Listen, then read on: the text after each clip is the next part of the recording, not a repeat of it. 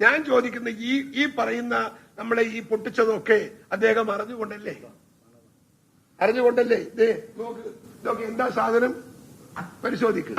ഇതൊക്കെയാണ് ഇന്നലെ ഞങ്ങളുടെ സ്റ്റേജിൽ നിൽക്കാൻ വന്ന് വീണതായി സാധനം അവിടെ നിന്ന് എടുത്തുകൊണ്ടാകുന്നതാണ്. ഇതൊക്കെ പൊട്ടി ഈ രാജ്യത്ത് ജനങ്ങൾ ഞാൻ ഇത് പൊട്ടിയതിന്റെ സംഭവം ഇത് പൊട്ടിയാൽ ഞങ്ങളൊക്കെ ഒരു മരിക്കൂല്ലെങ്കിലും ചതറും കാലും കൈയൊക്കെ പോവും ഉറപ്പാണ്. പക്ഷെ അങ്ങനെ പൊട്ടിയിട്ടില്ല എന്ന് മാത്രം അത് പഠിച്ചോണ്ട് തന്ന ഭാഗ്യം. വീരം കൂടിയ ഷെല്ല് നിങ്ങൾക്കൊന്നും പുകയൊന്നും കിട്ടിയിട്ടില്ലേ? നിങ്ങൾക്ക് ഈ പുകയൊന്നും നിങ്ങൾക്ക് കിട്ടിയിട്ടില്ലേ? എല്ലാവരും ഓടിയോ? ഓടിയ വഴിക്ക് പുല്ല് പറിച്ചിട്ടില്ല.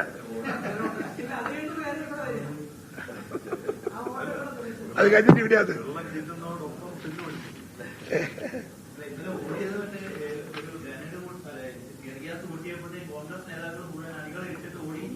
അണികൾ നേതാക്കന്മാരൊന്നും ഏടിയിട്ടില്ല. ഇതിന് പരിക്ക് പറ്റിയവരും ചുമച്ചവരും ഒക്കെ പോയിട്ടുള്ളൂ അവിടെ നിന്ന്. ബാക്കി എല്ലാവരും ആ പരിസരത്തുണ്ട്. എല്ലാവരും ഹോസ്പിറ്റലിൽ പോയി. ഞങ്ങൾക്കൊക്കെ ചുമ വന്നു. ചുമ എന്ന് പറഞ്ഞാൽ നിൽക്കാത്ത ചുമയാണ്.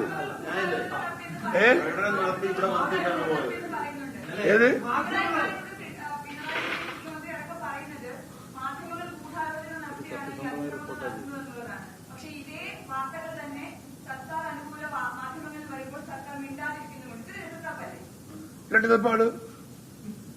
ഇരട്ടിത്തപ്പാണ്. പ്രതികരിക്കണം നിങ്ങൾ. ഞങ്ങളുണ്ടല്ലോ കൂടെ.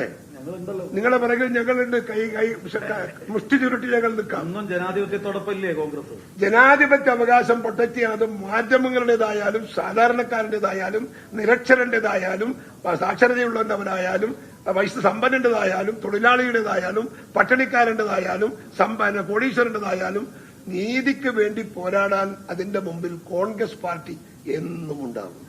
സ്വാതന്ത്ര്യ സമരം മുതൽ ഇന്ത്യയിൽ അതിന്റെ ആളുകളും അതിന്റെ അവകാശികളുമാണ് ഞങ്ങൾ. ഞങ്ങളുടെ പാരമ്പര്യം അതാണ്. എത്ര തെളിവ് വേണം നിങ്ങൾക്ക്? ഞങ്ങൾ തരാം.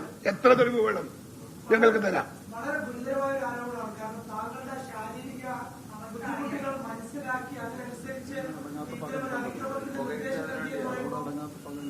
എനിക്കറിയില്ല. ചിലപ്പം പുള്ളിക്കറിയാലോ.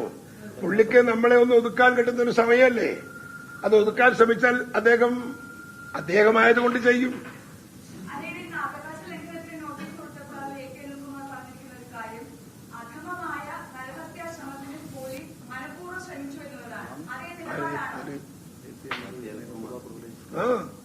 അതില്ല കൊടുത്തത്. ഞങ്ങൾ കൊടുത്തിട്ടുണ്ട്. ഞാൻ പാർലമെന്റിൽ കൊടുത്തിട്ടുണ്ട്. ഞങ്ങൾക്ക് ചില പ്രിവിലേജ് ഇല്ലേ? ഞങ്ങൾ ഇരിക്കുന്നിടത്ത് ഇത്രയും മീറ്റർ ഉള്ളിൽ നിന്ന് ഈ ഗ്രനേഡ് പൊട്ടിക്കാവോ? വെള്ളം ചീറ്റാവോ? അത് ഞാൻ പറഞ്ഞല്ലോ.